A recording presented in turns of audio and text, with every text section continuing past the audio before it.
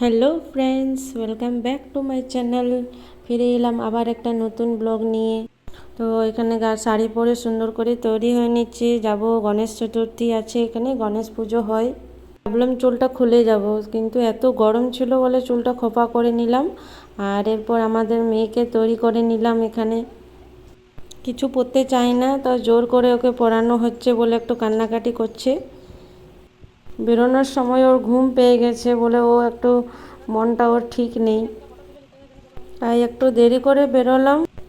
এই যে নতুন নতুন ড্রেস পরে এবার হেয়ার ব্যান্ড লাগিয়ে আমাদের মেয়ে পুরো রেডি। তো কেমন লাগছে তোমরা সবাই কমেন্ট করে জানিও। রেডি হওয়ার পর কিছু ছবি তুলে নিলাম। আমাদের পৌঁছাতে প্রায় অনেকটা দেরি হয়ে গেছে, 12টার সময় বেরোনোর কথা ছিল। বেরোতে বেরোতে 12:30 বেজে গেছে। পুজো অনেকটা প্রায় শেষের পথে। সঙ্গে ছোট বাচ্চা থাকলে যা হয়, বেরোনোর সময় ওর খিদে পাচ্ছে বা পটি পাচ্ছে, এই করতে করতে প্রায় অনেকটা দেরি হয়ে গেল। এই যে পুজোতে বসে পড়েছে সবাই, আগের থেকে পৌঁছে গেছে, আমাদের একটু দেরি হয়ে গেল। গিয়ে দেখছি যে আবার পুজো শেষ হবে বলে।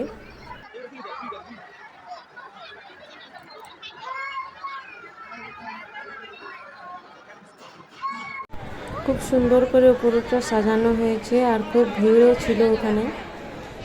পুজো হয়ে যাওয়ার পর দুপুরে খাওয়া দাওয়ার ওইখানেই আয়োজন করা হয়েছিল। তো এখানে লাইন দিয়ে সব প্রসাদ দেওয়া হচ্ছে, আমরা লাইনে লেগে পড়েছিলাম।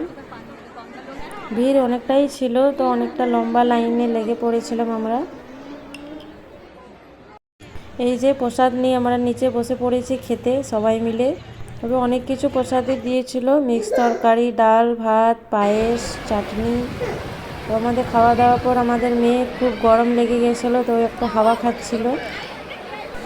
প্রায় ভিড় অনেকটা কমে যাওয়ার পর এরপর আমরা কিছু ছবি তুলে নিলাম ওখানে।